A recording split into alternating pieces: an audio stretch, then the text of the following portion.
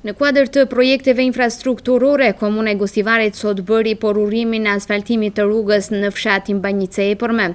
Rruga në fjalë ka qenë e pa asfaltuar, por shumë e rëndësishme për banorët, sepse e njëjta shërben si oaz për dalje nga të dyja anët drejt rrugës kryesore.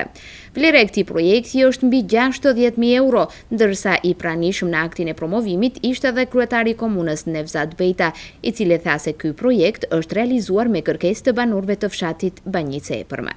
Me banorët e fshatit të bëjmë prezantimin e rrugës që është asfaltuar. Kemi bërë asfaltimin e një pjesët e rrugës që është, mund të themi, nyja kryesore që e lidhen gjithë fshatin e Bajnicës dhe lidhen edhe me pjesën qendrore. Është asfaltuar 600 plus 200-800 metra me gjerësi 4 metra, është punuar në bazë të standardëve. Punën e ka kryer kompania jonë e njohur e qytetit tonë, që është edhe në shërbim të qytetarëve Magnumi. Ka kushtuar mbi 3 milion denar ose 60.000 euro.